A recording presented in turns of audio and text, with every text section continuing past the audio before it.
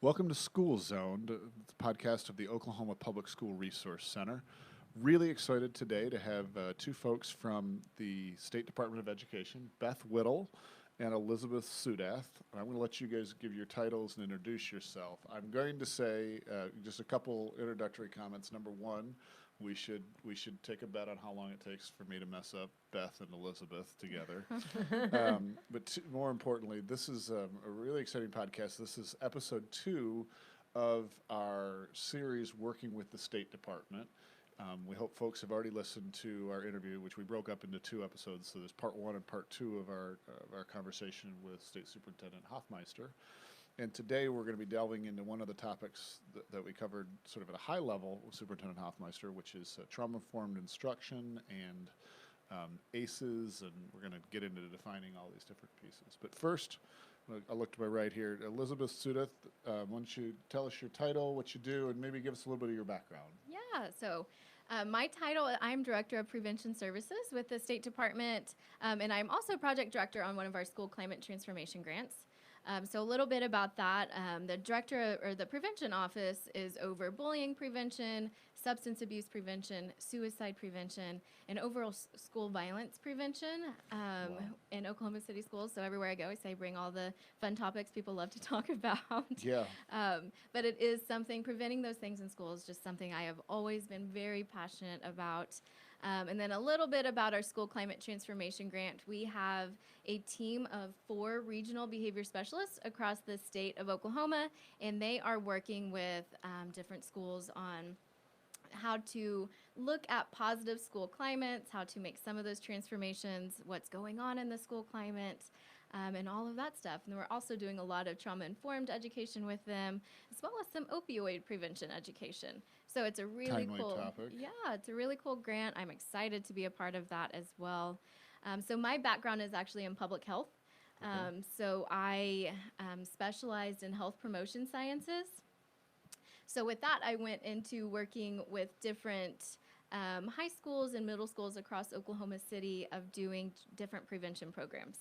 So that is what I've been doing leading up to coming to the State Department and trying to bring that prevention on a larger scale throughout the state. Great. And how long have you been at the State Department? So I've been there a year and a half now. Okay. So you know most of the hidey spots in the building there? When I make it into the building, yes, yes. I have seen more of Oklahoma than I ever thought I would in my entire life with this job. I'm not an Okie, but we work with schools across the state. So Yep. I always like to challenge people, like, I bet you don't know. And I'm like, I'll give them some towns. And they're like, those aren't towns in Oklahoma. Oh, I'm yes. like, oh, yeah, they Yep. are. With all the weather we've had, I'm like, I know Yeah. where that is.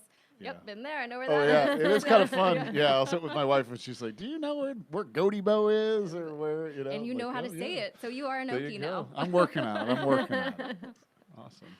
All right. Well, Beth, why don't you tell us a little bit about yourself as well? Sure. I'm the Executive Director of Counseling at the State Department. It's a brand new position for me. Previous to that, I was the Program Manager for the Project Aware grant. It's an over $8 million SAMHSA grant to support mental health in 3 of our rural school districts in Oklahoma. So that was a really exciting grant. We're working on really rolling out what we've learned within those 3 districts. They're Elk City, Weatherford, and Woodward, to the rest of the state in a more comprehensive statewide mental health plan. So we're still working on that framework just to really figure out how can we take all of these considerations and things that we've learned and roll them out to other schools so they can benefit from them as well. So that was really exciting. Previous to being the program manager for Aware and now the executive director of counseling, I was a school counselor in Norman. I was a high school counselor and then a middle school counselor for 6 years. And then previous to that, my background's in inpatient mental health. So you went from high school to middle school counseling? Yeah, I'm one of those. I'm one of those that loves the middle schoolers. They're so God fun. bless you. Yeah. I just shudder thinking about middle school. Oh man, they're so fun. Oh, that's good. Get all the sweaty, Those were stinky some, hugs. those were some rough years for me growing up. So, yeah. Did you know your school counselor in middle school? I did a little bit. I don't know if I remember her name, but yeah, I remember her face. So yeah, a little bit. Well, that's good. Yeah. Not trying to bring up any more- previous I middle definitely school wasn't. experiences. I definitely wasn't. No, for me it was. I was. We are gonna talk about I was ACEs. this hulking 103 pound, 6 foot. I went from 5'6" to 6 foot. I don't think I put on any weight. And so, yeah, I mean, if you can imagine a walking coat hanger in 7th grade, that was pretty much me. So, thankfully, I had a twin brother who was a much larger guy than me. 'Cause- I'm a twin. yeah. Oh, really? Uh-huh. There you go. Cool. Yeah. So having someone with a smart mouth and being a walking coat hanger, I was able to make it through middle school because Joe protected me. So. Joe, if you're listening, he says thank you. Oh, come on! Don't give him too much credit. Okay, so let's jump in here. So let's define topics for some of the words that we've already used here. So. Why don't I'll just throw this one out there. So ACE is a term we hear a lot. Someone define that for me, and sort of why is that important to be thinking about in education? Sure. So ACEs stand for Adverse Childhood Experiences, and those are any experience that would cause a toxic stress in a student or a young person's life that leads to adverse experiences later on in life. So that's pretty much what ACEs are. Okay, and so I know in the last few years this has become a hot topic in education. Absolutely. And why is that? Let's sort of explore why that's important to be aware of ACEs. Yeah, so ACEs it's a relatively new study in the world of research. So it was actually started in 1985 with a clinician who was doing a weight loss clinic, and he started noticing a trend with all of his patients that as soon as they went back into their everyday life, they would start gaining their weight back, which is a pretty common phenomenon that we see with anybody who goes through that journey. So he really wanted to start connecting those pieces of what is it about life stressors leading to weight gain. And that's where the entire thing really started. And he started interviewing all of his different patients. And over time, he realized that almost every single one of the patients he was working with had experienced some sort of adverse childhood experience. And so that's when the CDC really got involved, and they developed what is now known as the ACEs quiz. And it is as of right now, a 10-question quiz that illustrates the most 10 common types of adverse childhood experiences that lead to some sort of negative coping mechanism. And those negative coping skills that people are adopting during childhood is what's leading to some really serious problems that we see later in life as well. So really why ACEs is so important to schools is we know that ACEs changes brain development. So not only do these individuals start having some coping skills like substance use, or any of those other eating as a way to deal with some of the stress, but we know it's actually changing the chemistry in their brain. So the students that you see in your classroom every single day don't have fully developed brains yet. So the more of these adverse childhood or ACEs that they're experiencing, the more their brain is starting to switch. They are having triggered responses in the classroom. And anytime a student is in one of these triggered responses, learning new information absolutely cannot happen. Because they're functioning out of a different part of their brain, either the limbic system or the brainstem. Okay. Yeah. Give me That fight or flight Let's just define them. Give us some examples. So there's 10 different ones. What would be some different, sort of the more common ACEs? 'Cause we're not talking about, my mom was mean to me this morning. Right. So the quiz does really go down into detail. So if you're listening to this and decide, what is this ACEs quiz? I want to go look it up. We always give the warning, make sure you are in a supportive emotional environment before you start looking at these quizzes. You can just Google it and find it. Okay. So just a warning on that side of things. The questions really go into a lot of detail about your life, but they're broken down to 3 different categories. So there's abuse, so physical, emotional, and mental. There's 3 questions around that. There's 3 questions around neglect, the same, or 2 questions around neglect, and then 5 questions around household dysfunction. So if there was substance use in the home, if there's an incarcerated relative, if there is a divorce, it looks into abandonment. So even with military families, it looks into that side of things. If there's somebody who is deployed, I'm missing the other 2 there. But those are the general overview of what some of those experiences that they look at. So, I mean, it seems to me in some ways, no one, I've yet to come across someone that had the perfect childhood. Right. I don't know that, I don't know that everyone's levels of issues would rise to an ACE, but what percentage of kids nationwide and then in Oklahoma do we estimate have had an ACE, an adverse child experience? So we know recommendations, and since it is a relatively new area of study, there's still a lot more studies that need to be done on the national level of what our nation's ACE score is. But what we recommend and what a lot of researchers recommend is anywhere in the nation, just assume 45% of your students have experienced some sort of ACE. Okay. But also what we know about ACEs is you are more likely, if you even have one ACE, to have an ACE score of a 3. So experiencing 3 of those different things. Okay. Because so many of those areas are intertwined. So most people go from an ACE score of a 0 to an ACE score of a 3 if they do have one. Okay. And I think it's important when talking about ACEs to also talk about resiliency, because I think a lot of times when people start to really think about trauma and trauma-informed instruction, it can tend to pigeonhole people and educators into leaving a solution-focused mindset to really just trying to identify and admire the problem. So what we talk about a lot in our work is resiliency and hope, and how even if you have a very high ACE score, if you've had supportive relationships and you've had one trusted adult and you've developed resiliency and hope, you can overcome those adverse outcomes later in life. Yeah, so let's go that route of so what do we do? Because I think we'll also get into prevention, because ideally we don't want kids to be experiencing this.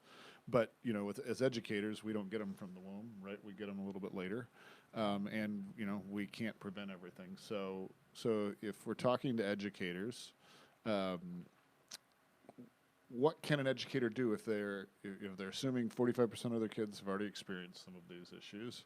And we use the term, maybe we'll start here first. We use the term trauma-informed instruction. What do we mean by that?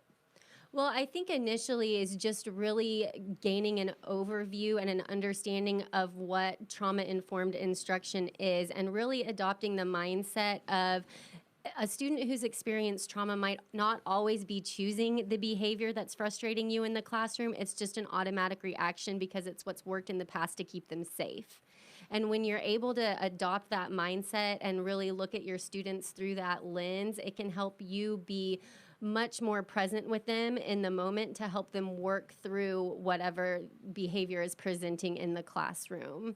So really, I would say the first step is just to, research trauma-informed instruction, gain an overview and an understanding of it, and then start to really think about what are the different tools and things I can use within my classroom to help with this. And there are all sorts of resources out there. We love Heather Forbes. Her book, Help for Billy, has a ton of great classroom interventions in it that are very simple and effective. So that's a really good place to start. One of the things I always like to say is when educators and school counselors, when anyone in the building really adopts that trauma-informed mindset, there can be a tendency to develop a sense of tunnel vision where you're just really trying to identify your students who've experienced trauma, and you're really trying to not only do that, but you care about your students, so you want to know what they've been through so you can really help them, right? But in developing that kind of tunnel vision, it loses the picture of that trauma-informed services and instruction work for everybody. And you don't necessarily have to identify that student. If you're just trauma-informed in your classroom, it's going to work for all students. So you said Help for Billy, and we're making a note of that in our show notes. So we'll make sure that folks can find that in the show notes, if you're looking at the podcast. Give me an idea of one potential intervention. I know probably just scratching the surface, but Sure. So one of the things that we talk about, and that I'll just, since I mentioned the book, I'll pull one out of my memory from her book. She talks about mantras and how powerful mantras can be within the classroom. So, give me an example of what you think a mantra would be. Say it again. You caught me off guard here. What's a mantra? What's a mantra?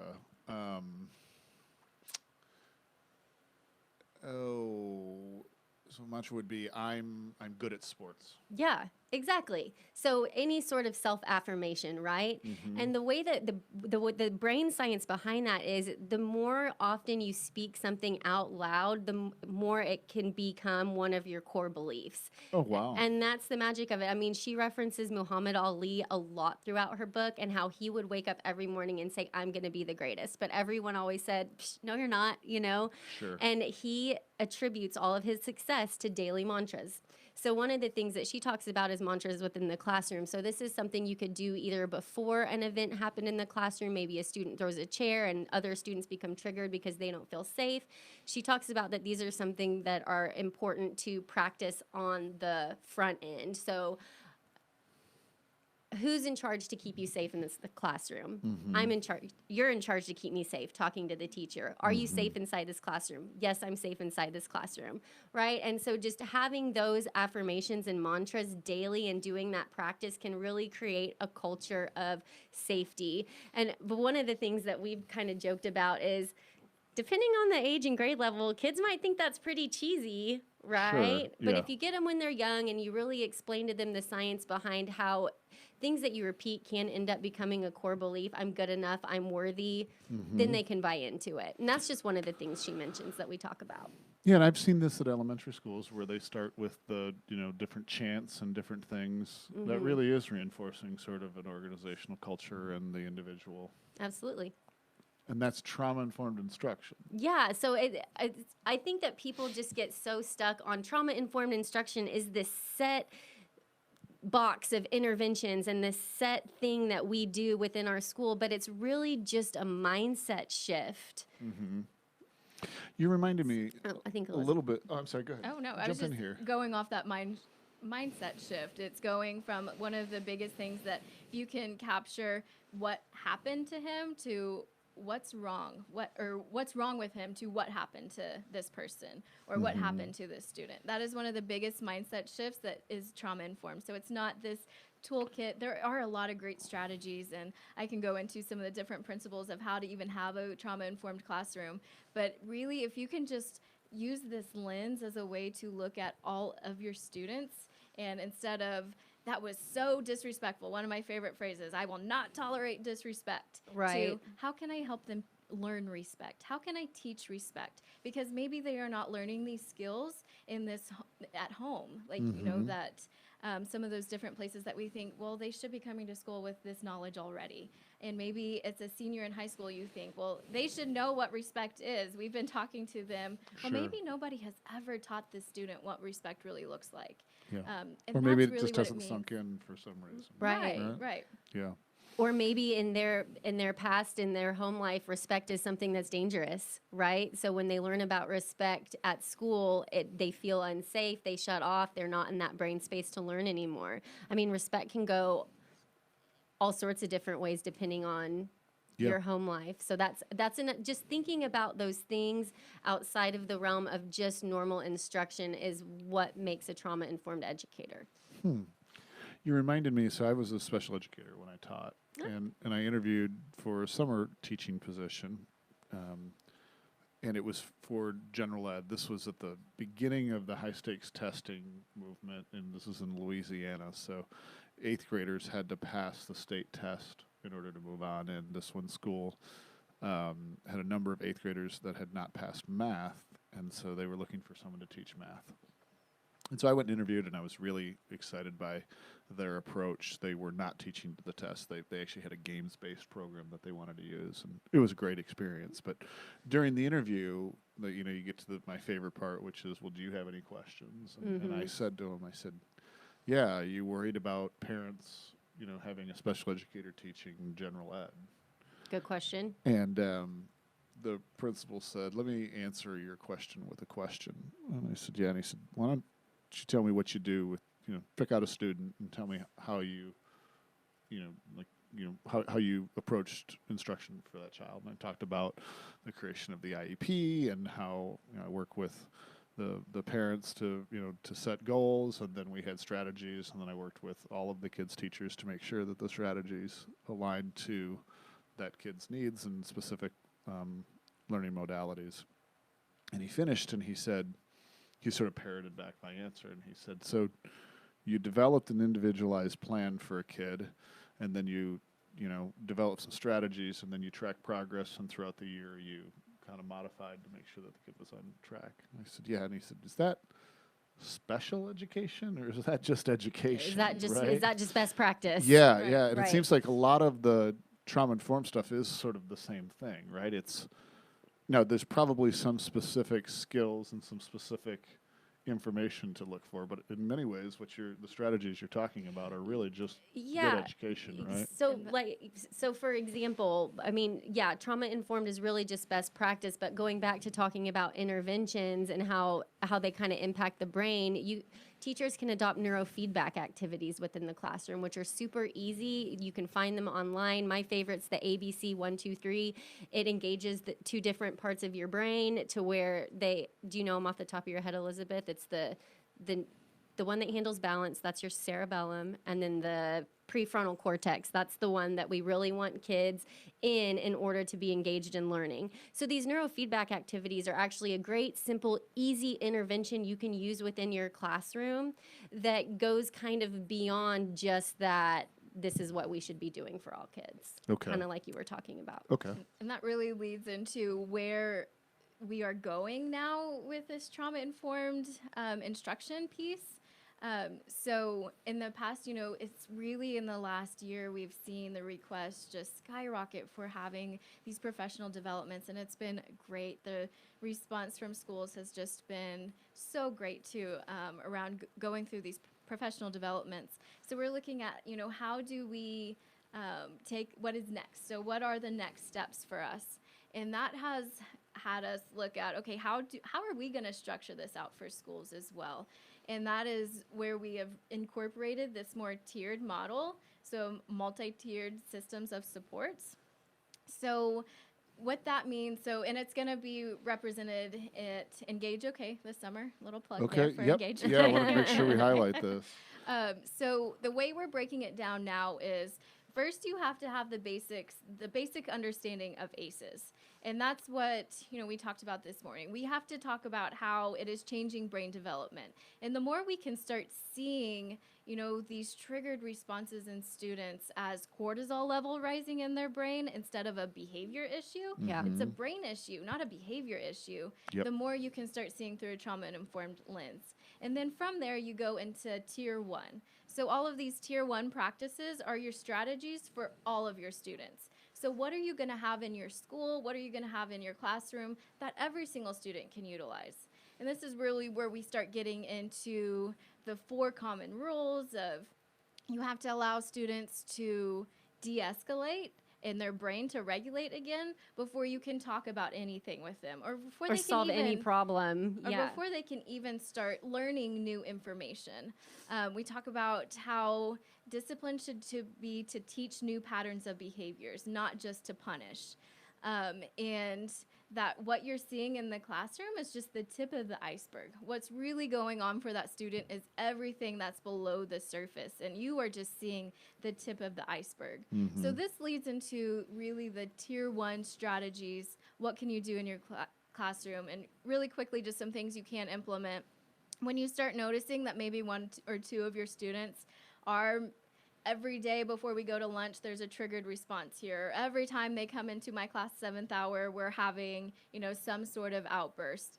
A great way to get a student out of the limbic brain, out of the brainstem, is even just playing instrumental music or some sort of physical activity. Getting up and moving around is a great way to get stress hormone out of the brain and allows them to regulate again. We also suggest having somewhere in the school or in the classroom what we call a calming corner or a regulation station. Mm-hmm. This is just somewhere that the student can go to sit for a minute. I know I am having some cortisol in my brain right now, and it's about to come out in some aggression, some behavior that I know I don't want to keep going.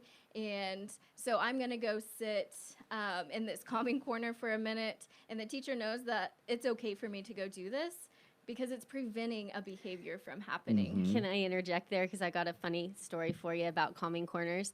So an educator that I know had incorporated a calming corner into their classroom and had gone all year, and the classroom was not completely dysregulated, but I mean, it was a middle school classroom, so there was always something going on, right? Sure. And there was one day when the teacher just started to feel completely dysregulated. And that's something we talk about in trauma-informed schools too. It's not just things you do for the student, it's things you do for yourself, because a dysregulated teacher cannot have a regulated classroom. Correct. So this teacher is noticing that he's becoming dysregulated, right? And his classroom is completely losing control. And all year the kids had not used the calming corner. So you know what he did? He went into it? He went and got in the calming corner. And the magic of that is not only showing, hey, I am not here to, lay down the law. I am here as a teammate with you, and I need a minute. And it's also modeling that this intervention can be effective because they hadn't used it previously, right? So we need to model what we expect our students to be doing. And I just thought when he told me that story that A, it was hilarious, and B, that it was awesome that it worked, because after that, his kids used the calming corner. And then by him going to it, he was able to regulate and get control of his classroom back. Cool. I'm thinking we might need one. We might need a calming corner here at the Resource Center. I think, we're talking about our office. I think we might need one. Everyone can use a calming corner. Yeah, I'm afraid how often I'd be sent to the calming corner. That's the thing. You husband don't likes- get sent to the calming corner. You choose to go to the calming Look, corner. We're going to need to record that special section if we get a calming corner. So, yeah. And even identifying with students when they need those services. So that kind of moves up. And so we know that research shows that about 80% of your classroom is going to be in tier 1. So I feel like that statistic makes it seem more concrete. Okay, I know 80% of my students will probably fall within this tier 1. You define tier 1 again for So me. You lost tier me a little 1 bit. is strategies for all of your students. Okay. So this Things that calming everybody corner, gets. Okay. having the classroom expectations, identifying, being able to tell the teacher in the classroom when you are having that stress hormone. So it's just for all of your students. So moving up to tier 2, tiers 2 and 3 is about 15% of your student population. So Okay. this is where, we have students that all of these strategies, they need a little bit extra help. They need a little bit of extra support. And so that's where you do the classroom interventions, like that's in Help for Billy. So it's for those students that we don't have to ask them if they have an ACE score. We don't have to know their entire story, but they're the students who are being identified as having that brain, that cortisol level rising a lot. Those are probably the students that you're spending a lot of time with on the Yeah. behavior side. We know who these kids are. Right, Yeah. and that's what every We don't need a single fancy assessment to know. You do not know. know, and that's what every single presentation I tell them. You're going to have these students pop in your mind the entire time. Give them the name. Give them, name them in your head. Like really think through. And so the more that you have specific extra supports for these students, and one student just comes to mind when I was working. I used to work with some first graders and kindergartners on some of these things, and I like this story. my first grader had a hard time throwing books across the room every single day, and escalated to chairs to desk, and I know that's not an uncommon occurrence for any classroom. Yeah. And so we started working with him. What does your body feel before this happens? And, well, I feel mad. Okay, well, what does that actually feel like physically in your body? And he identified that his heart starts beating really fast, which is very common, right? We know that is a very common. So he told me, Miss Elizabeth, I just wish my body had an alarm so I could stop doing this. I don't want to keep doing it, but I just feel like I can't. I need an alarm. So I told him, your heart is your alarm. That's your alarm to tell you that identified in your body, this is when, right before you go to that next step, that's your alarm. So we really worked with him on, he had a special pass in his classroom. So when his alarm was going off, when his heart was going faster, he knew he could go grab this pass and he could go walk down to the office, he could walk to the counselor's office, or he could go get a drink of water. And that, over time, learning to listen to his alarm was his self-regulation skills building up. And he was able, by the end of the class or end of the school year, we had almost 0 books flying across the classroom. So teaching students who are in those tiers 2 and tier 3, how do you recognize what is happening and what supports can we put into place for you? Right. Let me play devil's advocate here. I tracking with all this. I think this is great, but I imagine there's some educators listening and say, you know what, I just want to teach. Yeah. You know, I'm an English teacher. I'm a math teacher.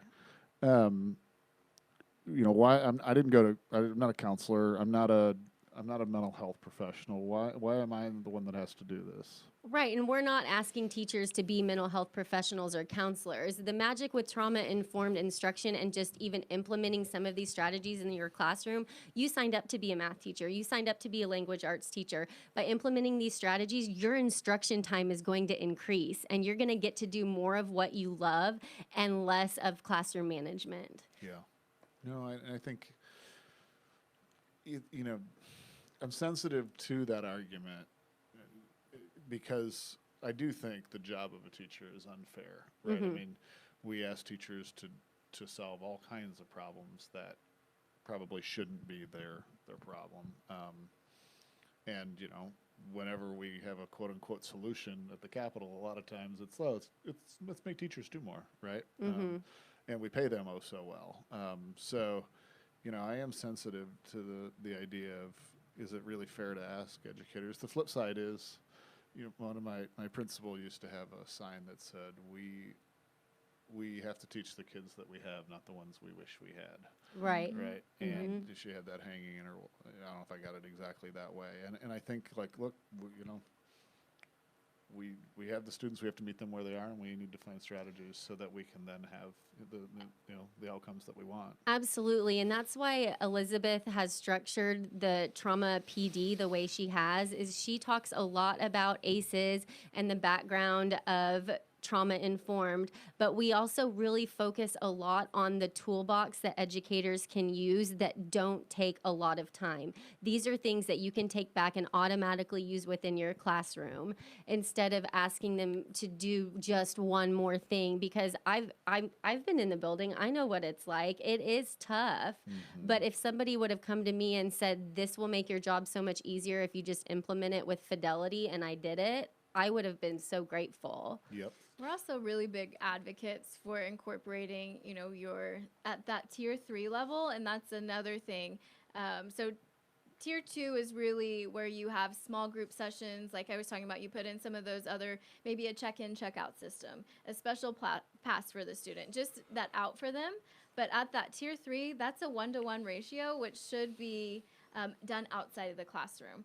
So with partners with your mental health agencies in your community, or in, you know, seeing what other nonprofits are out there and using some of those wraparound services with those students to really help on that side of things too. And we know that schools who do these tiered models, they really start seeing their academic scores go up, their absenteeism go down, because and how much easy, I don't want to, teaching will never be an easy job. No. But if you're not dealing with the student throwing a desk across the room every single day by the end of the year, then you are able to do more of that teaching, right? And have some support even from the community is something that we really are looking at increasing, how to incorporate more of those resources for schools as well. And I'll kind of jump on in there. I'm looking at the time, so I know that we're probably running out of it. But I think that, and I'll play devil's advocate for a second. Sure. I think a lot of times when we work with so many districts throughout the state and we talk about tier 3 and engaging community resources, you have those very rural schools that are like, I have a gas station.